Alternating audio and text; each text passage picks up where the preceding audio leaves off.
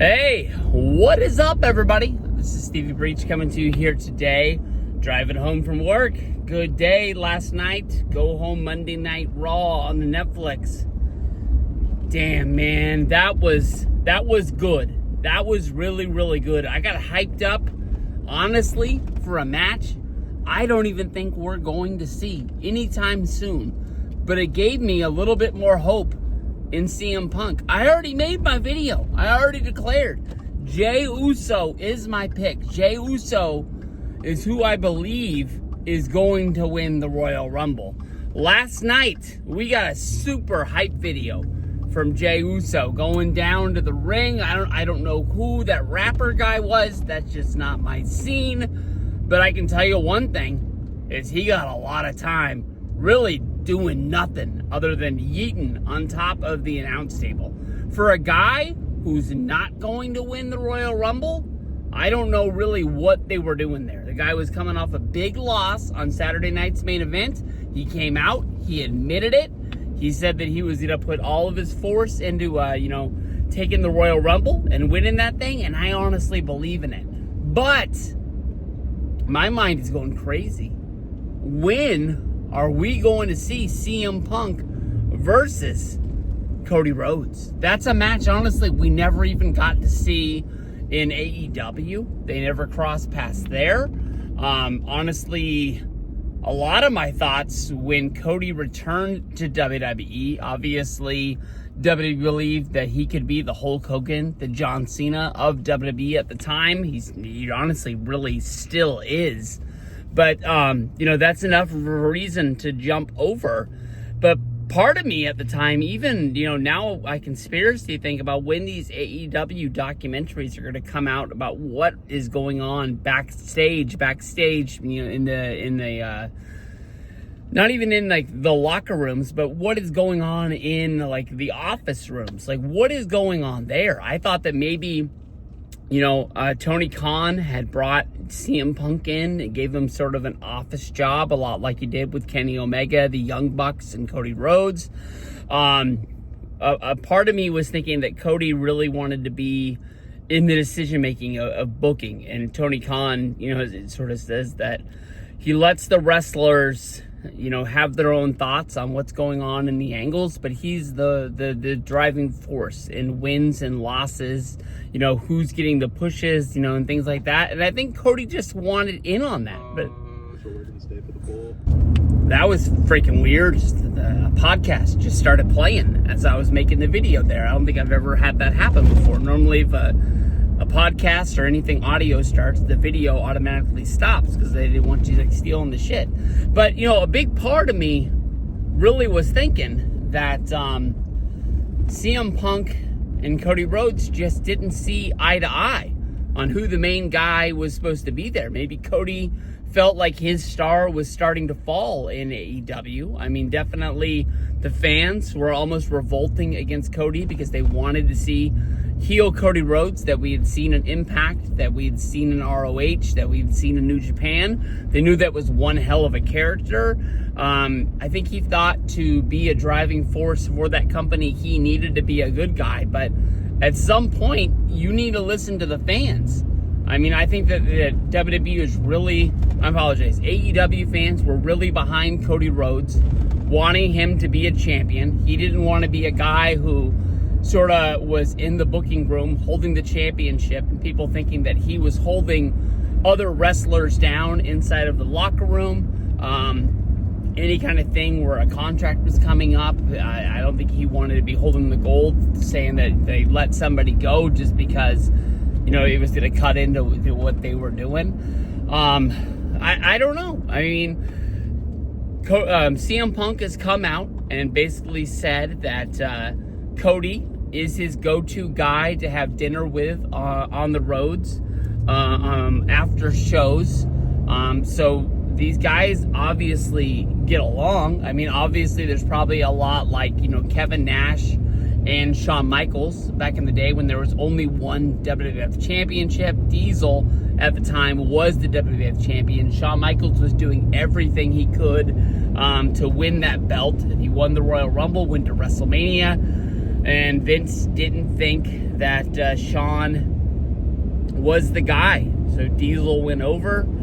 The match, I mean, it's two friends going out there, both wanting to show that, they're the number one guy in the company.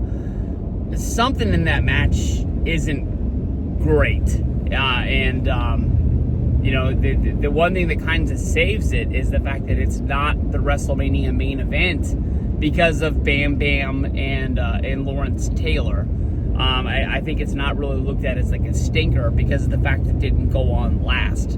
But we never got to see that match there. But this is the second year in a row that Raw has ended with Cody Rhodes and CM Punk going at it in the ring.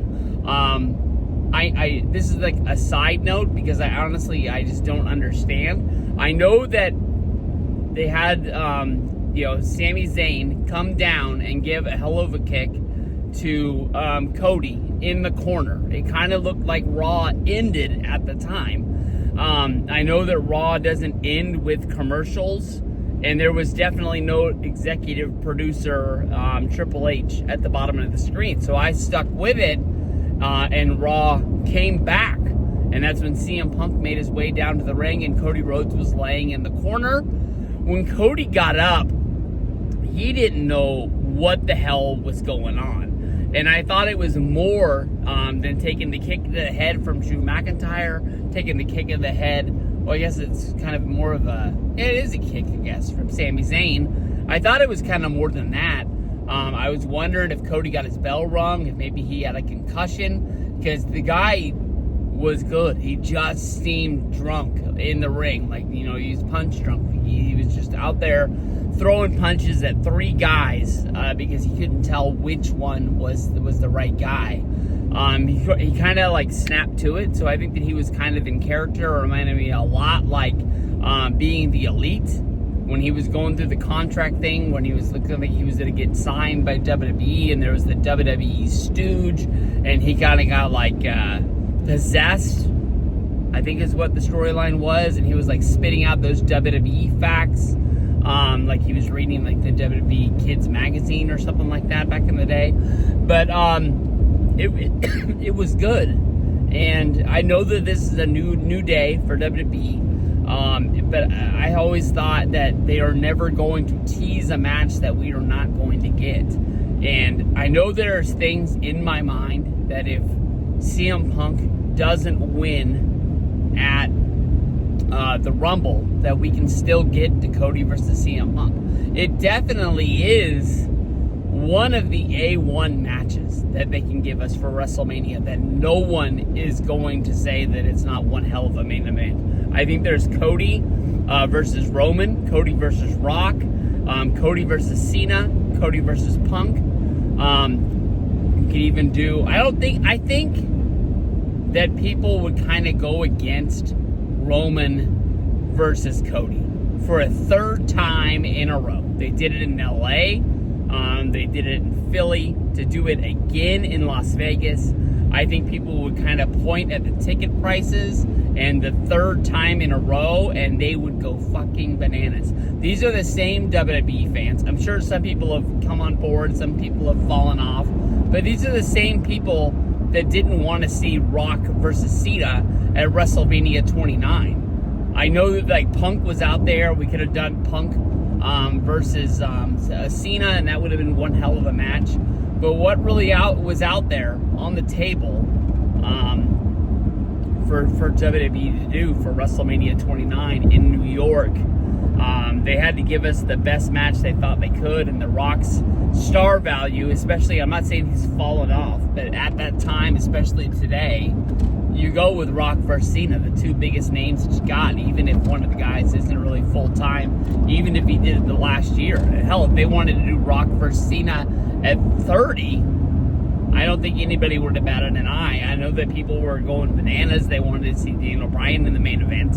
But maybe if The Rock was around, maybe they wouldn't even have came close to giving Bryan the accidental push to get him close to people want to see him in a championship. But then again, at WrestleMania 28, in Miami, we were doing the yes chant at ROH when the internet went down and they lost the stream. That was the first time I really noticed, like, oh, this is a really, really big deal. And then we yesed like the whole way home from Monday Night Raw because Bryan wasn't on Raw, but he came out after the match. I think he even sent us home with like the after the Raw speech, thanking everybody for coming to Miami for